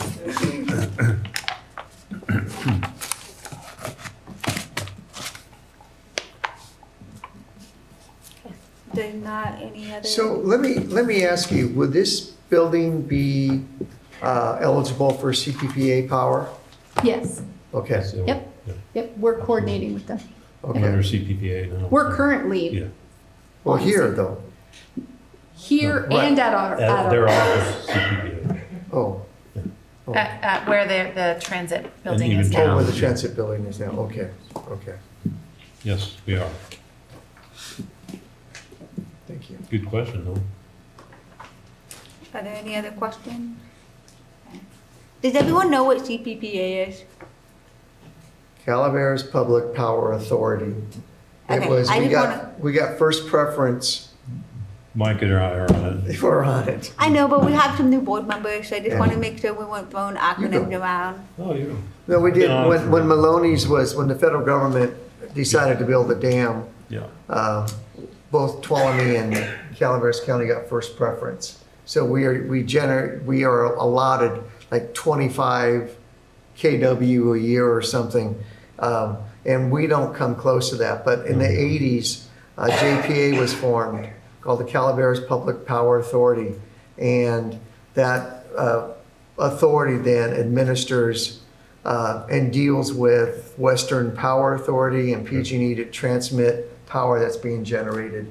And right now our kilowatt is, I don't know, 18 cents a kilowatt, and PG&E's at 35 cents a kilowatt. So it's been a huge savings. Yes. And now with PG&E and all the fluctuations, it's still, it's still a great deal. It's been But going up. I can remember years ago, it was 4 cents a kilowatt.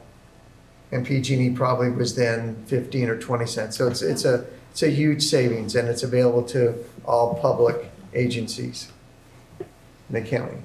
It's great. Thank It you. is, it's a good thing. Good job, Mike. Thank you. And, okay, this was just an update, there's nothing to vote on. So just before I move on to the next item, are there any other questions or comments? Okay. Thank you, staff. I know this has been a lot of work, so thanks for getting us this far. We'll move on to item number 10.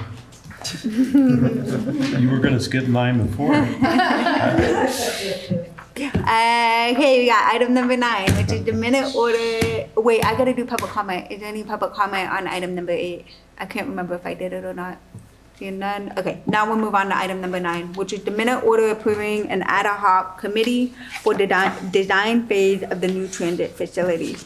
So to better help staff get what this board needs, we're gonna create an ad hoc. Obviously, ad hocs have sunset dates. And so I'll move it over to the executive director to go into more of the details. Thank you, Madam Chair. I think in the past, what we've done on an ad hoc committee, we've appointed a city member, a county member, and a citizen member. Like the chair mentioned, right now we're at a phase in this project where multiple decisions are happening. And so I think an ad hoc committee can help narrow the options that we would be bringing back to the board. So we're not bringing 50 different rocks or 5 different generators. And they're asking the questions, and we're able to prepare and be able to bring these items back to the full council. So the ad hoc committee is going to have to look at 50 different rocks. You could. Volunteer. No, not if I got to look at 50 rocks. You've seen one rock, you've seen them all. Color schemes. So it's really a discussion, oh, sorry. No, I didn't no, mean to no. interrupt. Okay. No, So it's really a discussion for this board. So there's 3 sheets, and as the executive director has said, county, city, and public. So county and city, we gotta hatch it out, do some Rochambeau. I really don't want it, so Gary can have it. But city members, Well, I you know guys- Scott already said he doesn't want to Yeah, do it, he so said- that's Okay. me. So that's Okay, me. so public members, But Scott's not here, there's your chance. 50 rocks. He says he doesn't have an eye for design, or his wife said that, so. Oh. So we'll take that to heart. okay, so public members, it's really, who, It's up to you guys. Out of, I'm willing to do it if neither of you the, would. I mean, I know Tim's vice chair, so I don't know if you want to default to that. I'm fine with supporting that. I have no but at the issue, same but I time, also want to give them a chance if they'd like Okay. to do it. Yeah. so it's really, you guys iron it out, you know?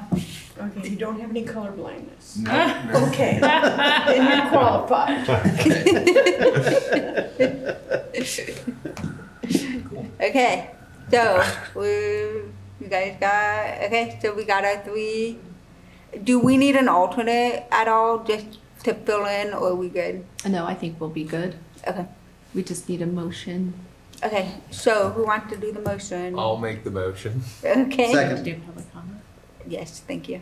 Is there public comment on this item? None. Bringing it back, there's a motion. What was the Is there- motion for? What? To approve the ad hoc committee Caroline, with Huh? you And Trevor. and the ad Trevor. hoc. You got nominated. Did you want to do it? No, okay, that's fine. Well, here's the thing, Gary. Do you You're not either on wanna the ad do hoc it? committee or you're going to ask a million questions. We know. Huh? Doesn't sound like it. Okay, do you not want to do it? No, that's fine. I'll do it. I'll do it if you really I- don't want to do it. I already have my schedule for tomorrow at 10, so Yes. she called me. Oh, okay. You're just making okay. I'm not making, Okay, but you can be my alternate. okay. So I can call you and tell you I can't make it. And Yeah, okay. Okay, so we got a motion on the table. Is there a second? I second it. Okay, is there a second? All in favor? Aye. Any opposed? Aye.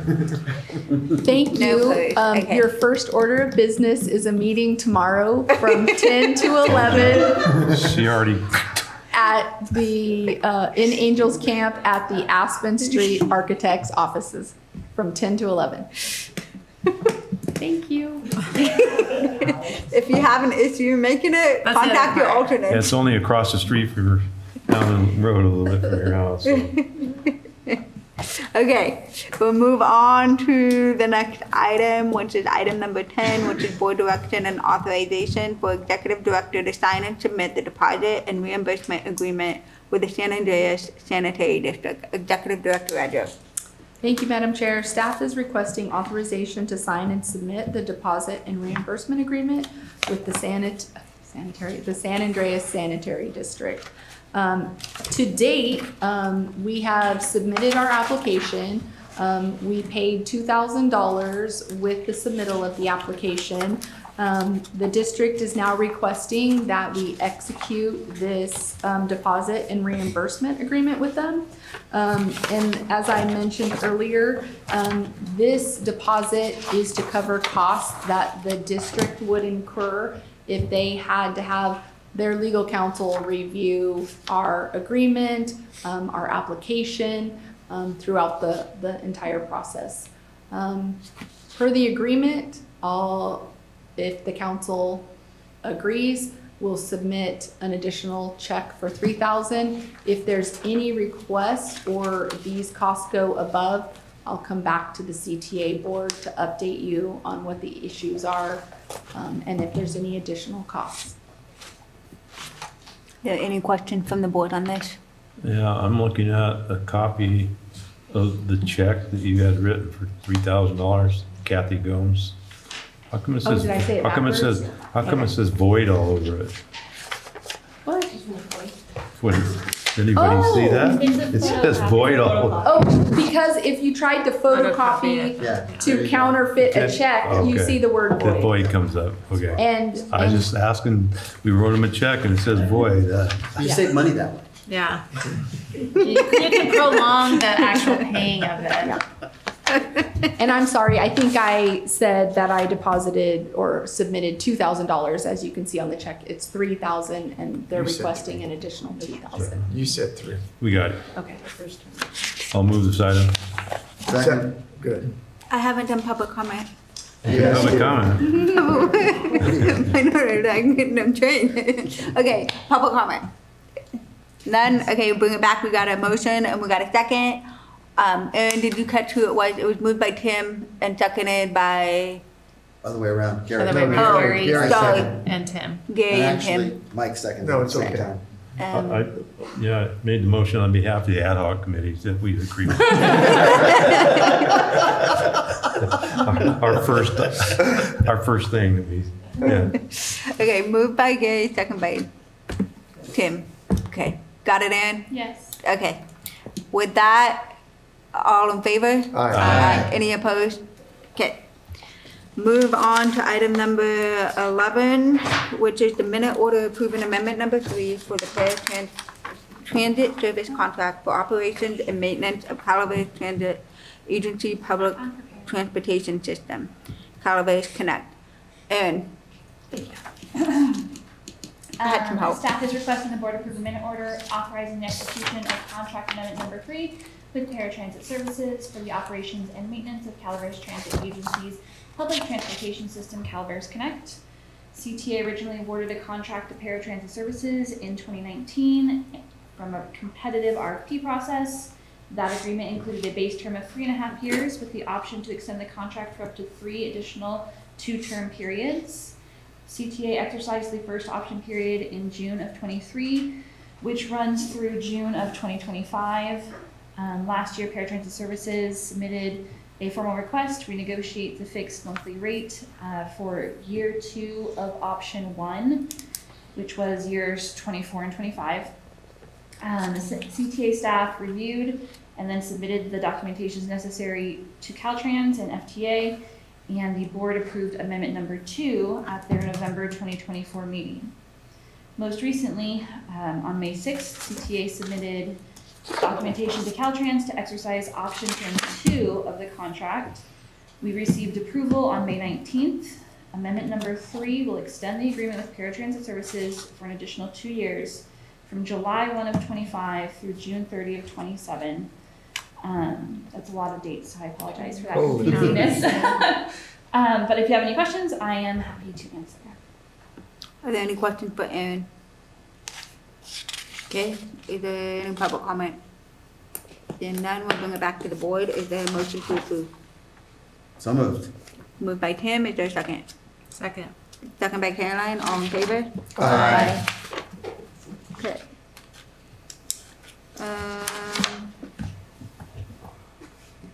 Sorry, okay. Item number 12, I got another public hearing. Okay.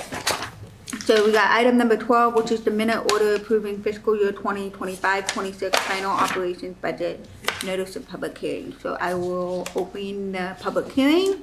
And are there any board members that have any comments on agenda item number 12?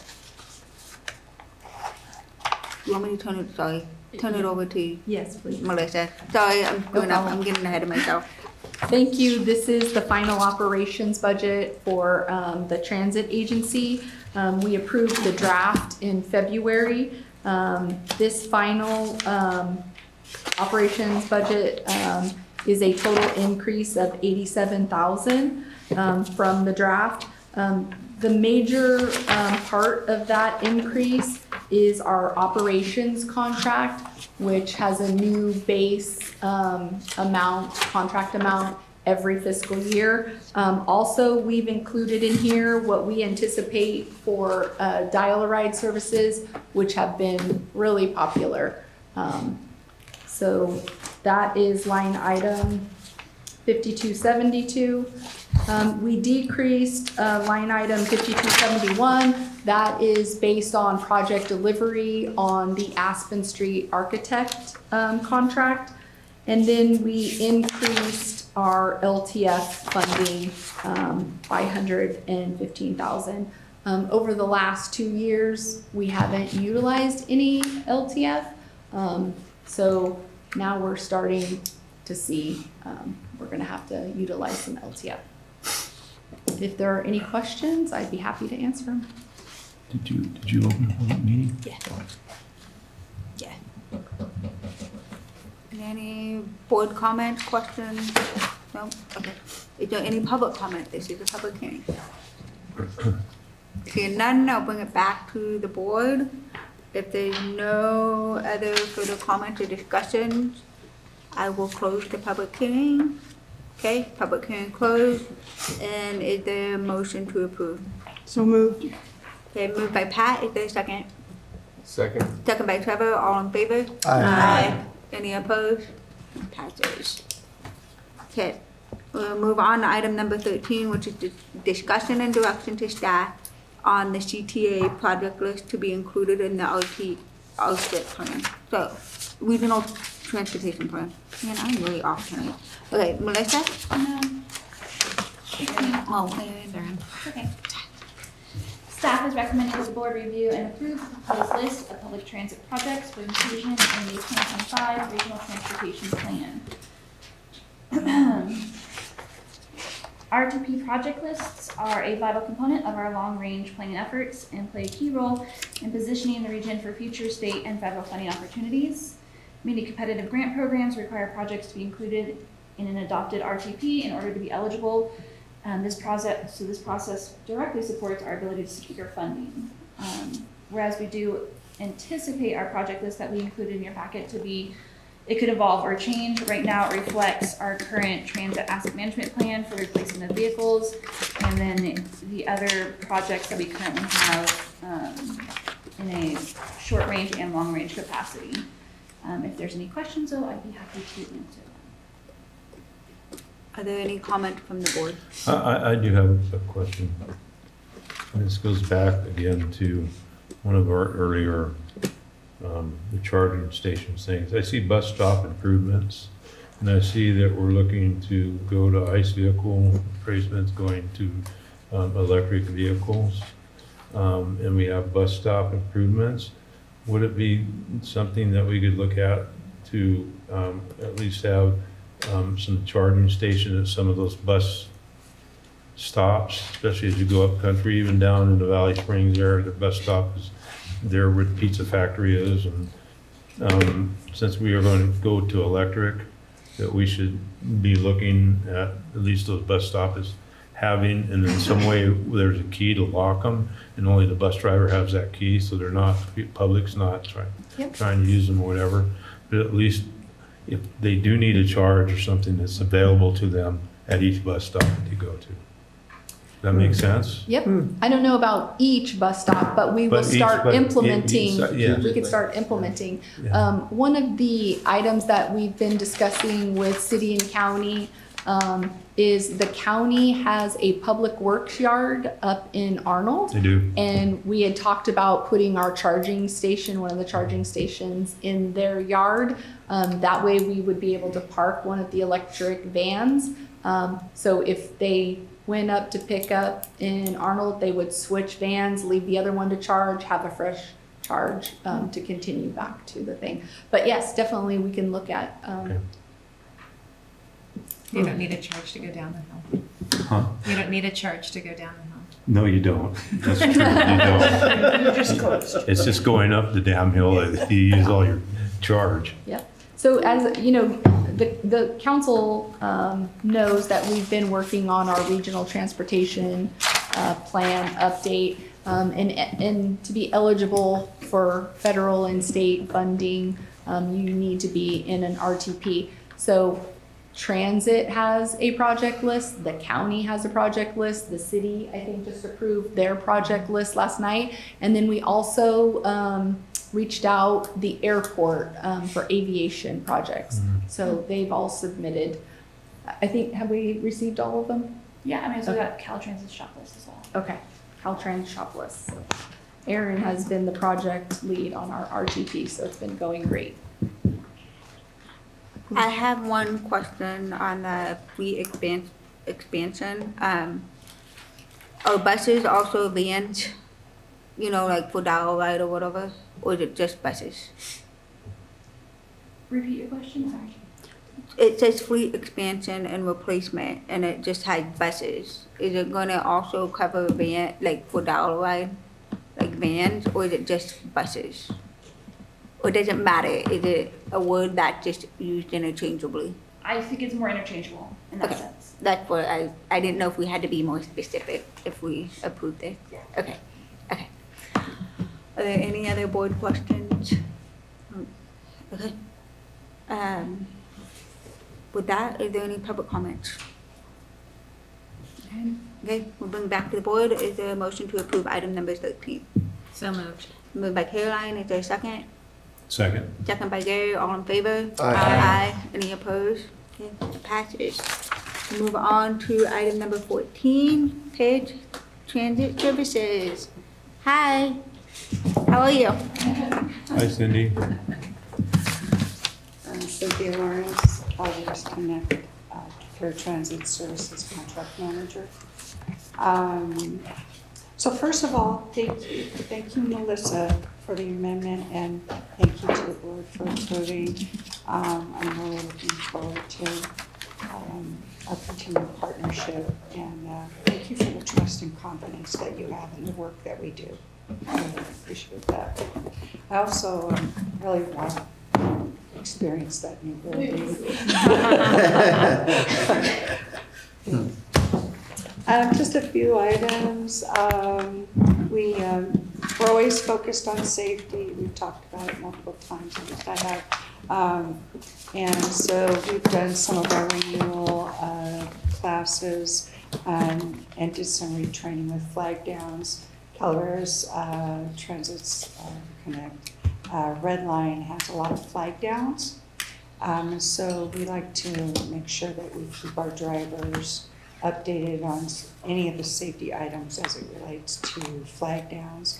Our drivers also bring us a lot of information about, different types of areas where people are really asking to be picked up multiple times. So it helps us plan and train the future drivers.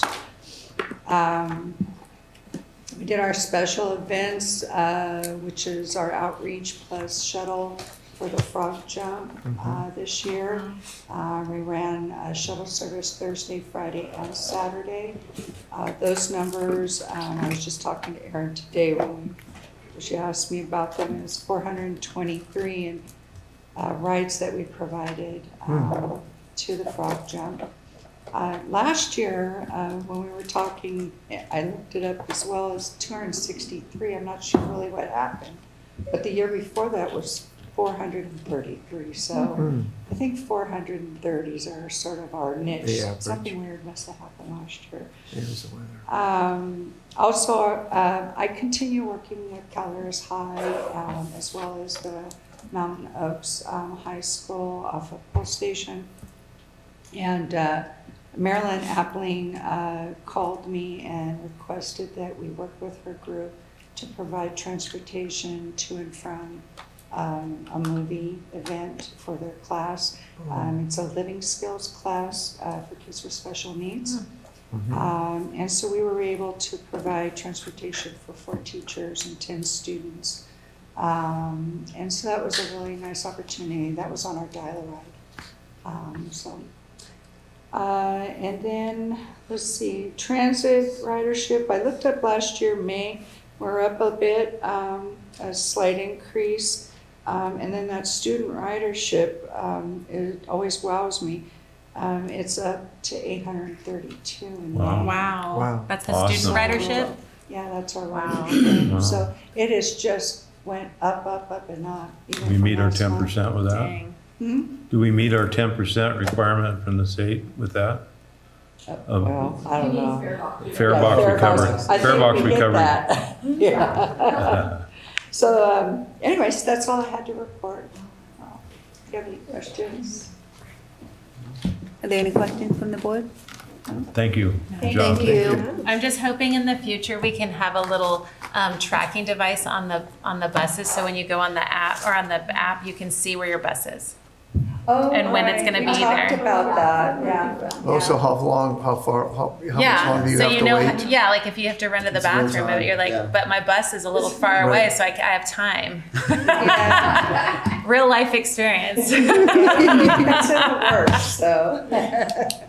So where are we? I just have a real quick question. When I was a superintendent at Red Hart, I met with Public Works regarding a bus stop right in front of the district office.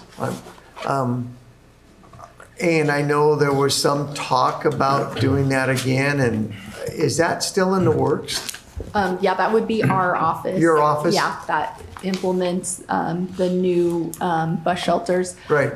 They were at a point where they were ready to execute the agreement. It's a maintenance agreement, and they were taking it to the school board.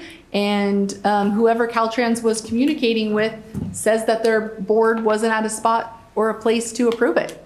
Oh, Yeah. because okay. The only reason I know that is then Caltrans called me the next day and they said, we thought we had support. And I go, I know it's, you have a change in leadership and this is what happens. We should talk. So, Okay. so what we're trying to work with in Angels Camp is you have a shop project that is happening right along 49. Is we're coordinating with Caltrans to see where there's right of way where we can put the bus stop. And I appreciate the fact that I didn't really understand what flag down was at first until you said it again and my Italian brain clicked. But I appreciate the fact that you guys stop if someone's flagging you down. Yeah, I mean, that's as long as you can pull off safely and things, that's nice. Do you transport to Columbia College, or does Columbia College, you still transport to Columbia College too? It's a good route. Right. Used to be one of our biggest routes. Yeah. Columbia College has been a great partner. They pay for their students to ride. So we have an agreement with them Oh, wow. and they pay us in advance Wow. to cover the ridership for their students. Wow. That's So very cool. that's a huge boost to our Yeah. fare revenue. Yeah, that's very cool. You're not covered. Are there any other comments, any questions? Okay, we'll move on to staff reports. Are there any staff reports? Seeing none, okay. We will meet again in August. Reminder, we do not have a July meeting. It'll be August 6th, right here in this room at 5:30. And I hope everybody has a good summer holiday. We'll see you in August. Thank you. Thank you.